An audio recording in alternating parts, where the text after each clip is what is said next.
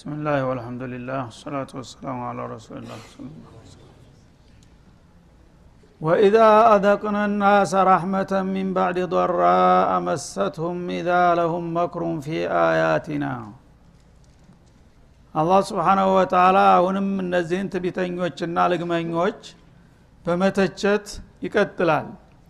وإذا أذقنا الناس رحمة ሰዎችን እኮ ከኛ የሆነ ርህራሄና ጸጋችንን በመናቀምሳቸው ጊዜ ይላል من بعد ضراء مستهم ከነካቸው ከደረሰባቸው ችግር በኋላ እንደገና ያንን ችግር የሚያስረሳ መልካም ጸጋ በመንቸራቸው ጊዜ إذا لهم مكر في آياتنا ያንን ነገር አላህ Subhanahu Wa Ta'ala መጥፎውን በበጎ ሲቀይርላቸው ምስጋና በማቅረብ ፈንታ የኛን አያቶች አንቀጾች በማስተባበል ላይ እንደገና ደባ ሲሰሩና ሲረባረቡ ይገኛሉ። ቁልላሁ አስራኡ መክራ እና እናንተ ምናልባት በተንኮል የቀደምን መስሏችሁ ከሆነ ሞክሩ። ግን አላህ Subhanahu Wa Ta'ala ጥላቶችን በማጥቃትና በማጥፋት ላይ ዘዴው ፈጣን ነው ከናንተ የበለጠ በፈልግ እኔ ባጭር ልቀጫችሁ ይችላልው ባላቸው ይላል። እነ ረሱላና ይክቱቡና ማተምኩሩን የምሰሩና የምታወሩትን ነገር ማንም አያውቅብንምና ያይብንም ብላችሁ ነው የምትደናበሩት። አይምሰላችሁ ብታውቁ ኑሮ የኛ መልእክተኞች ተወካዮች እለት በለት የምትሰሩትንና የምታስከሩትን ነገር ሁሉ እኮ ይጽፋሉ ይከታተሏቸዋል ባላቸው ይላል። ማለት እነዚሁ እንግዲህ ሙሽሪኩል አረብ ከዛም በኋላ ያው እስካሁን ድረስ እየቀጠሉ ያሉት በአለም ዙሪያ ሁሉ ጊዜ ያው ከአላህ ጋር ተካራ እየፈጠሩ ነው ያሉት ማለት ነው። አንድ ችግር በሚመጣባቸው ጊዜ ድርቅ ሲበዛ መሬት እንግዲህ ስትሰነጣጠቅና ዝናብ ሲጠፋ ሁሉም ወደ ላይ ያንጋጠጠ ጌታ አምላካችን አትጨክንብን እያሉ ይወተውታሉ ማለት ነው። ከዛ በኋላ ዝናብ በሚወርድላቸው ጊዜ ጌታ አዘነበልን አልহামዱሊላህ በማለት ፈንታ እንደገና የተለያየ ምክንያት በመፍጠር ያልሆነ ምላሽ ይሰጣሉ። ጦርነት ይፈነዳል፣ ዓለም ዳር እስከ ዳር ይታመሳል። ያኔ ደግሞ ሰላም አውርድልን ብለው ይጮሃሉ፣ ይማጸናሉ። አላህ ያን ነገር አስወግዶ ሰላም ያመጣላቸዋል። ያኔ እንደገና የነሱን ዝባዝንኬዎች ወይ ማለቃ መሪዎቻቸውን ማወደስ ጀምራው አላህን ተተው ማለት ነው። ሌላም በሽታ አልቂት የሚያስከትል ከባድ በሽታ ይመጣል። ያን በሽታ ሲመጣባቸው ይጮሃሉ። እንደገና አላህ ያንን አስወግዶ ጤንነት ያሰፍናል ማለት ነው። የዛ አይነት እንግዲህ ችግሮች በግልም በወልም በሚከሰቱ ጊዜ የሰው ልጆች አቅማቸውን ስለሚያውቁ ተጌታ በስተቀር ይሄን ነገር የሚያስወግድ እንደሌለ ይገባቸዋልና አንድ ከባድ ነገር ሲደርስባቸው ወዳውኑ ይጮሃሉ፣ ወደ ጌታ ይለማመጣሉ። ያን ነገር በሚያስወግድና ተቃራኒውን መልካም እድል በሚያሰፍንላቸው ጊዜ ግን ጌታቸውን ማመስገን ትተው እንደገና እንዳውም የአላህን ፍቃድ ለመጻረር ያሴራሉ ይላል ማለት ነው። ቁልላሁ አስራኡ መክረን ያንን በመታደርጉ ጊዜ አላህ Subhanahu Wa Ta'ala እናንተን ቶሎ ፈጥኖ ሊመታችሁና ሊያጠፋችሁ ይችል ነበረ። ግን ያው ቀደም ሲል ከሊመቱን ሰበቀት من ربك የሚለው ነገር ስላለ እንዳላየ እንዳልሰማ ዝም ብሎ ይተዋቸዋልና ይታገሳቸዋል እንጂ እንደናንተማ ጥፋት ቢሆን ሮኮ ትውልዱ ራሱ ሊቀጥል አይችልም ነበር ይላል አሁንም ማለት ነው። እና ነብዩም በሐዲስ እንደገለጡት በአንድ ወቅት ፈጅር አሰገዱና ሌሊቱን ዝናብ ሲዘንብ አድሮ ነበር እና ወደ ሰዎቹ መለስ ሳሉና በዛሬው ዕለት በዝናቡ ሳቢያ አላህ ጌታችሁ ምን እንዲያላ አወቃችሁ ብለው ጠየቋቸው ሰሃቦችን። አላወቅንም አሏቸው። يقول الله سبحانه وتعالى أصبح من عبادي مؤمن بي وكافر እና በዚህ ዝናብ ሳቢያ በዛሬው ዕለት ህዝቦች ሰዎች ለሁለት ተከፍለው አደሩ ይላቸዋል አሉ። ከፊሎቹ قالوا مطرنا بفضل الله ورحمته ይሄው በድርቅ በጣም ተጎርተን ከቆየን በኋላ ባልጠበቅነው ሁኔታ በአላህ ትሩፋትና ጸጋ ዝናቡ ወረደልን ለሁል ሐምዱ ወሽክር ለጌታችን ምስጋና ይገባው በማለት ምላሽ ሰጡ። እነዚህ ሙእሚኖች መሆናቸው ተረጋገጠ። መጀመሪያም ድርቁን ያመጣባቸው እሱ መሆኑን አውቀው ለምነውታል። አሁንም ደግሞ ምላሹን ሲሰጣቸውና ችግሩን ሲያነሳላቸው በጌታ ችሮታ አገኘን በማለታቸው ተደስቶ እነዚህ ሙእሚኖች ናቸው አለ። ሌሎቹ ደግሞ ሙጢርና ቢነውኢ ከዛ የሚል መልስ ሰጡ አሉ። ቢነውኢ ከዛ ማለት ቢጡሉዕ ከውከቢል ፉላኒ እንግዲህ በብላጊ ጊዜ የሚወጣ ኮከብ አለ የተለየ በተለምዶ ገሌ ኮከብ ሲወጣ ዝናብ ይመጣል የሚል ልማድ አለ ማለት ነው። ያ ኮከብ በአጋጣሚ ሰሞኑን ታይቶ ነበርና እሱ ከመጣማ ዝናብ ይመጣል የሚል የጅል አመለካከት አላቸው ማለት ነው። አሁን ዝናቡ በሚዘንብ ጊዜ ትናንትና ትናንት ወዲያ እኮ ያ ገሌ ኮከብ ወጥቶ አይተን ነበረ እሱ ከመጣ ምን ጊዜም ያው ዝናብ ይመጣል አይደለም እሱ አመጣው ብለው ቁጭ አሉ ከፊሎቹ ማለት ነው። እና ሃኡላይ ኩፋር እነዚህ እንግዲህ ካፊሮች ሆነው አደሩ። ሱብሃንአላህ በቀላሉ ሰዎች በተለምዶ የሚናገሩት ነገር ምን ያህል መዘዝ እንደሚያስከትል ማለት ነው። እንግዲህ አንድ ነገር ሲመጣ በማንኛውም መልኩ ሙሰቢበል አስባብ አላህ ነውና ኮከቡንም ያወጣው እሱ ነው፣ ዝናቡንም ያዘንበው እሱ ነው፣ ድርቁንም ያመጣው እሱ ነው። ዋናው ባለቤቱ ተረስቶ እንደገና በማይረባው ነገር ገሌ እንዲስላለ ገሌ እንዲስላደረገ ገሌ ስለመጣ ገሌ ስለሄደ የሚል ምክንያት መስጠት ራሱ አላህን የሚያስቀይም ነው ማለት ነው። ስለዚህ መጥፎውንም ወብገውንም ያው ቀደር ነው እንደሚታወቀው ወኑሚኑ ቢልቀደሪ ኸይሪሂ ወሸሪሂ ያለ ሰው ግን የመጣው ነገር መጥፎ ከመጣ አላህ ተቆጥቶብኝ ነው ብሎ ወደ ጌታው ይመለሳል፣ ተውባ ያደርጋል። መልካም ምላሽ በሚሰጠው ጊዜ ደግሞ ጌታውን ያመሰግናል፣ ያወድሳል። ያኔ ዲኑንም ዱንያውንም ማገኘ ማለት ነው። ሰዎች ግን ብዙ ጊዜ ይሄን አይነት ጥንቃቄ አያደርጉም። መጥፎም ሲመጣባቸው አያውቁበትም፣ ያው ተስፋ ይቆርጣሉ። ጌታቸውን መለመን ተውባ ማድረግን ይተዋሉ። ምላሽ ሲሰጣቸው ደግሞ አላህ ነው እንዲያረጋልን ማለት ቀርቶ በተለያየ ምክንያት እገሌ እንዲስላለ ገሌ እንዲስላደረገ ነው እያሉ ምስጋናውን ለሌላ ይሰጡታል ማለት ነው። ይሄ አሁንም ሌላው የደካማ ጎናቸው መገለጫ ነው። ኢዳለሁም መክሩም ፊ አያቲና እኛ አያቶች ምልክቶችን እያሳየን ነው። ፊሰራኢ ወደራ ወነብሉኩም ቢልኸይሪ ወሸር እንዳለው በመጥፎም በበጎም የሚሞክራቸው አላህ ነው። ስለዚህ መጥፎ ሲደርስባችሁ ወደ ጌታ እንድትሸሹ ፈፊሩ ኢላላህ እንደተባለው ወደ ተውሂዳችሁን እንድታድሱ፣ መልካም ሲያጋጥማችሁ ደግሞ ተደስታችሁ በጌታ ትሩፋትና ጸጋ ነው የመጣው ብላችሁ እንድታመሰግኑ ነበረ የሚጠበቅባችሁ። ግን ሰዎች በሁለቱም መልኩ አላውቅበት ይሉና በሁለቱም ከሳሪ ይሆናሉ ማለት ነው። هو الذي يسيركم في البر والبحر ይላል። አላህ ማለት ያ እኮ ነው ይላል። በየብስና በባህር በተለያየ መጓጓዣ ጭኖ የሚያጓጉዛችሁም እሱ ነው ይላል።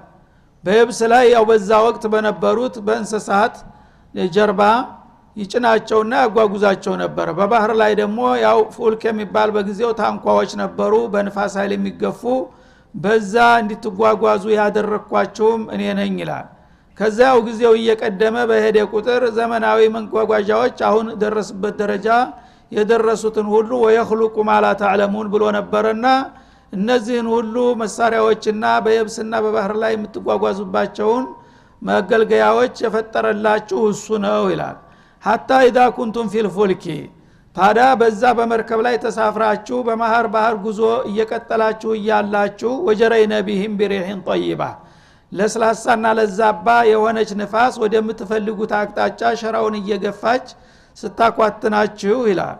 ወፈሪሁ ቢሃ እና ጉዟቸው ያማረ የሰመረ መሆኑ እየተሰማቸው ደስታ ሲሰማቸው ጃአት አሪሁን አሲፍ በድንገት መሃል ጉዞ ላይ ያሉ ጥሩ አቅጣጫ ይዘናል፣ ንፋሱም ደግሞ የማያስፈራ ለዘብ ያለ ጉዞ እየተጓዝን ነው እያሉ በመፍነሽነሽ ላይ ያሉ ድንገት ያልተጠበቀ ኃይለኛ ቀሳፊ ንፋስ እንልክባቸዋለን ይላል። ያ ንፋስ ወደ ፈተፈለገው ቀርቶ ወደ ተቃራኒው ይመልሳቸዋል። ከዛም አልፎ ታንኳዋን ያንከላፈተ ሊገለብጣቸው ይቃጣል። እንደገና ማዕበሉን በማስነሳት ጋራ ተራራ የመሰለ ማዕበል ዙሪያውን እንዲከባቸው ያደርጋል ማለት ነው። ወጃሁም الموج من كل مكان በዛ በንፋስ አማካይ የተመታው ውሃ ልክ ጋራ ተራራ የመሰሉ ማዕበሎች ዙሪያውን ይከቧቸዋል ማለት ነው። ወظنوا انهم احيط بهم ያኔ እነሱ በአደጋ እንደተከበቡ ያምናሉ።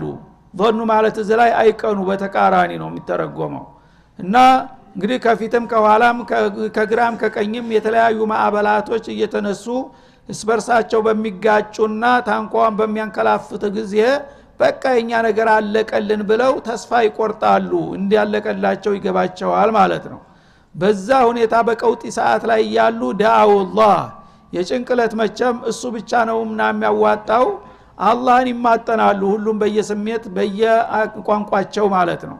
ጌታ እያለ እጁን አንጨፍሮ ወደ ሰማይ ይቀላውጣል ማለት ነው። ሙኽሊሲነ ለሁ ዲና ለሁ ዱዓ ማለት ነው። ዱዓን ጸሎትን ለሱ ብቻ ያጠሩ ሲሆኑ እስከዛሬ እንግዲህ የተለያየ እምነትና አመለካከት ነበረ። ኩሉ ገብርኤል ሌላው ሚካኤል ኢየሱስ ምናምን ሲለምበረው የጣዖቱም ወገን እንደዛው የተለያዩ ጣዖቶችን ሲያከብር የነበረው ያ ሁሉ ነገር በዚህ ቀውጢ ሰዓት እንደማይደርስለት ስለሚያቅ በቀጥታ ያ ረበል ዓለሚን ማለት ይጀምራል ሁሉም ማለት ነው። አንጀይና ስለዚህ ሙኽሊሲነ ለሁ ዲን ማለት ለሁ ዱዓ ለአላህ ብቻ ጥሪያቸውን ያጠራሉ። እስከዛሬ ባዘቦት ቀን የሚያመልኳቸውና የሚያከብሯቸው ነገሮች ሁሉ ከርሞ ተስሜታቸው ይጠፉባቸዋል። ልጥራው ቢል እንኳን ትዝ አይለውም። ቀጥታ አላህን ብቻ ይሆናል ሁሉም የሚማጸነው ማለት ነው። ለኢና አንጀይተና ሚን ሃዲሂ ከዚህ አደጋ ዛሬ ብታወጣንና ብትገላግለን እያሉ ቃል ይገባሉ። እና እንግዲህ ዛሬ መቸም ታንተ በስተቀር ከዚህ ሊያወጣን የሚችል ነገር የለምና ከዚህ አሁን ተተከሰተው ችግር ብትገላግለንና ብታወጣን ለነኩነነ ሚነ ሻኪሪን እስከ መጨረሻው ድረስ አንተን አመስጋኞች እንሆናለን እያሉ ቃል ኪዳን ይገባሉ ይላል። ይህንን እንግዲህ ቃል ኪዳን ካስፈጸማቸውና ተጽዕኖ ታደረገባቸው በኋላ በሉ እንግዲህ የገባችሁትን ቃል ትሞላላችሁ ወይስ ታፈርሳላችሁ ብሎ እንደገና ለመፈተን እድል ይሰጣቸዋል። ፈለማ አንጃሁም ከዛ ከከበባቸው ማዕበል በሚገላግላቸውና አየሩን አረጋግቶ እንደገና በሰላም ጉዞ ቀጥሎ እንዲወጡ ሲያደርግና ሲገላግላቸው ኢዳሁም የብጉነ ፊል አርድ ቢገይር الحق ወዳውኑ አላርማቸው ብሎ በምድር ላይ ያለ አግባብ ሲባልጉ ይገኛሉ። ያው ከዛሬ ጀምረን አንተን እናገለግላለን አንተን እናመሰግናለን ብለው ቃል እንዳልገቡ ከዛ ቀውጢ ፈታኝ ሰዓት አውጥቶ በሰላም ወደ ቤታቸው ሲመልሳቸው እንደገና ያንኑ የለመዱትን ብልግናቸውን ይቀጥላሉና ያስፋፋሉ። በመሬት ላይ ጥፋትን ያሰራጫሉ። ለራሳቸው ማጥፋትም ሳይበቃቸው ሌሎቹንም እንደገና ወደ ወንጀል ይገፋፉና ያስተባብራሉ ማለት ነው። ያ አዩሃ ናስ እናንተ ሰዎች ሆይ ይላል ኢነማ በዩኩም አላ አንፉሲኩም ይሄ ብልግናችሁና ጥፋታችሁ እኮ መዘዙ በእናንተ ላይ ነው መልሶ የሚመጣው። እንደዛ በጭንቅ ጊዜ እኔን ስትወተጉቱና ቃል ስትገቡ ቆይታችሁ አሁንም አላርማችሁ ብሎ መልሳችሁ ደግሞ ታጠፋላችሁና ትባልጋላችሁ። የዚህ ጥፋትና ወንጀላችሁ እኮ መዘዝ በእናንተ ላይ ነው መልሶ የሚመጣው። ነገም በፈለኩት ሰዓት ደግሞ ሊይዛችሁ ይችላል እኮ ማንን ለመጉዳት ነው በማለት ይጠይቃል። መታ አልሐያት ዱንያ ኑመትዑኩም መታ አልሐያት ዱንያ አሁን እንግዲህ አላህ ለመፈተን ያንን አለቀልን ብላችሁ ተስፋችሁ ተከሰመና እድላችሁ ከጨለመ በኋላ በሰላም ያወጣችሁ እኮ ይችን የተወሰነች እድሜያችሁን ልናጣቅማችሁ ፈልገን ነው እና ከዛሬ በኋላ መልሶን እጅ ላይ አትወድቁም ያላችሁ ማን ነው? የተወሰነ ጊዜ አጣቅሜ መልሼ በባሰ አደጋ ሊይዛችሁ እንደምችል ረሳችሁና መልሳችሁ ጥፋትና ክፋትን መዝራት ጀመራችሁ ይላል።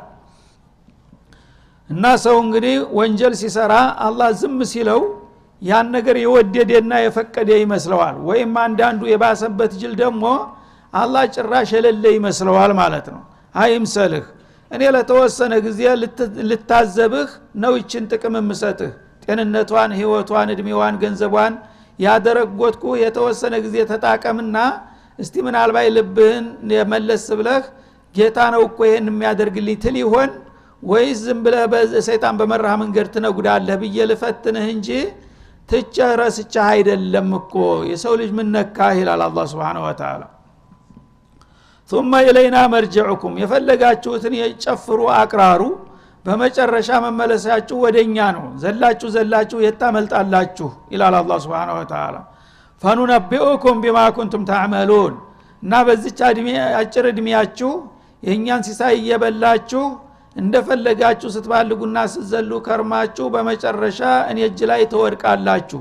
ያነ ደግሞ ስሰሩት የነበረውን ጥፋታችሁን ሁሉ እነግራችኋለሁ ነሱላህ ፈነሲሁም እንዳለው እናንተ ረስታችሁታል እኔ ግን አንድ ነገር አረሳም የሰራችኋትን ዝርዝር ወንጀላችሁን አቀርብላችኋለሁ ያነ መልሱ ከናንተ ይጠበቃል ባላቸው ሲል ያስጠነቅቃል ኢነማ መሰሉ ለሐያት ዱንያ እናንተ ብዙ ጊዜ ይቺ ጊዜያዊ ህይወታችሁ ናት ትልቅ ነገር መስላ የምትታያችሁና የምትሸነግላችሁ ይቺ እኮ ቅርብ ህይወታችሁ ምሳሌዋ ከማይን አንዘልናሁ ሚነ ሰማ ከወደ ሰማይ እንደምናዘንበው እዝናብ ውሃ ማለት ናት ይላል ፈختلط به نبات الارض ከሰማይ ዝናብ በመናወርድ ጊዜ ወዳውኑ በዝናቡ አማካይነት በመሬት ላይ ያሉ ቦቀልቶች በሙሉ ገንፍለው ወጥተው እስበርሳቸው ይሳከራሉ ይደማመራሉ ማለት ነው ሚማ ያኩሉ الناس والانعام ሰዎች የሚበሏቸው የአዝሪት የአትክልት አይነቶች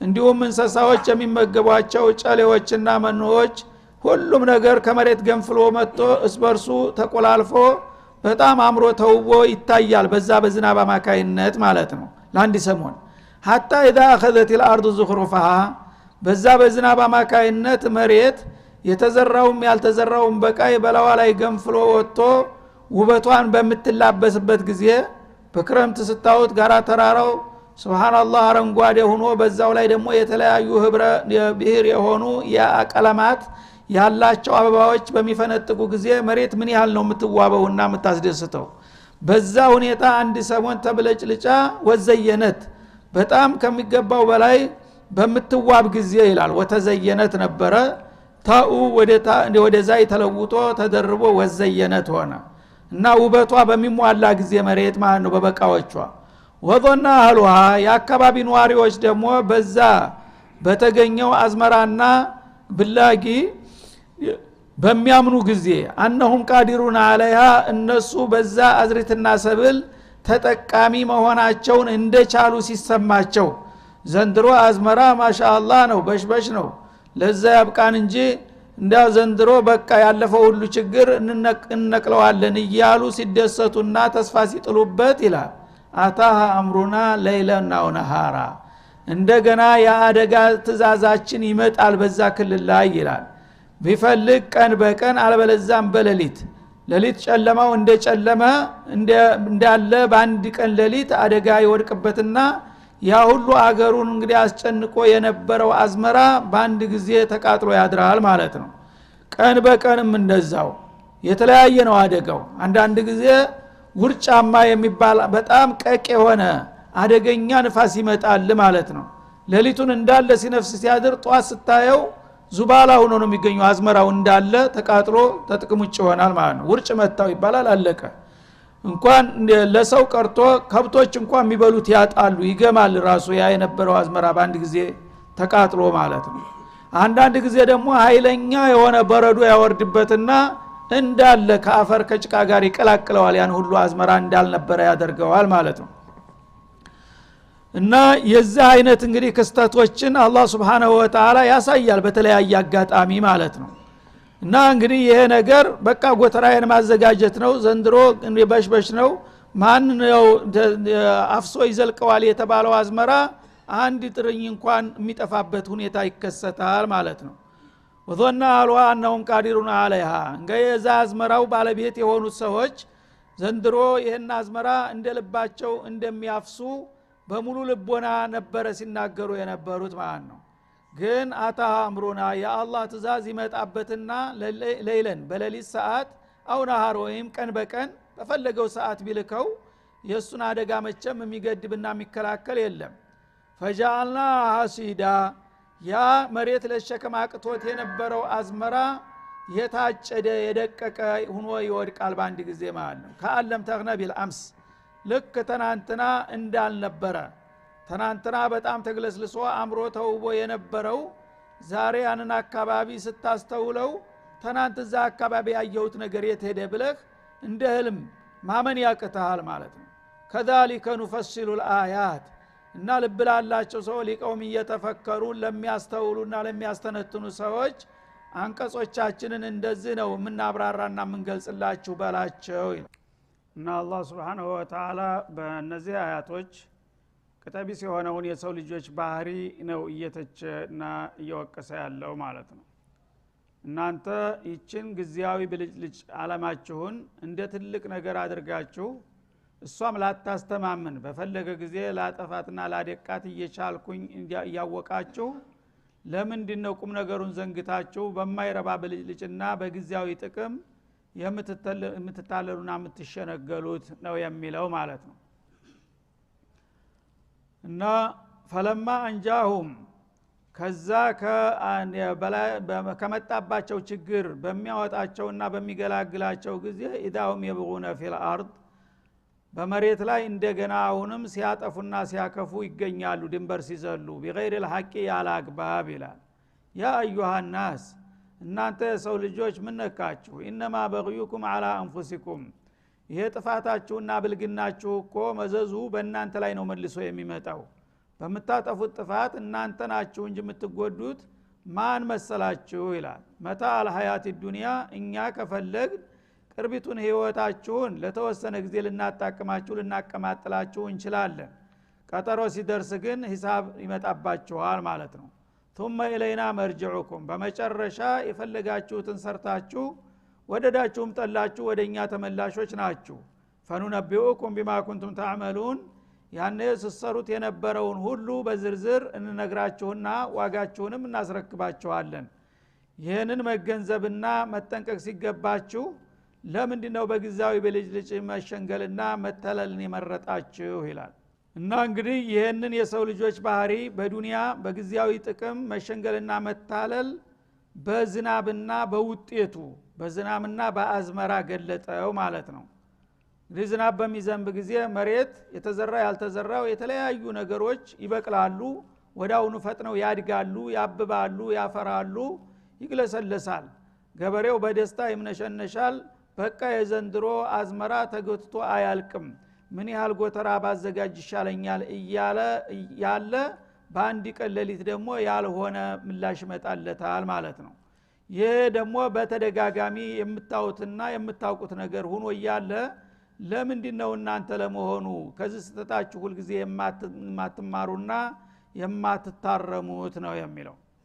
ለይለና ወነሃራ እና አደጋችን ብንፈልግ በሌሊት ብንፈልግ በቀን ይመጣል። ፈጃልና ሐሲዳ ያ የኮራችሁበትና ተስፋ የጣላችሁበትን አዝመራችሁን ወዳውኑ የታጨደ የደቀቀ አርገን ዋጋ ቢስ አርገን ጥለዋለን።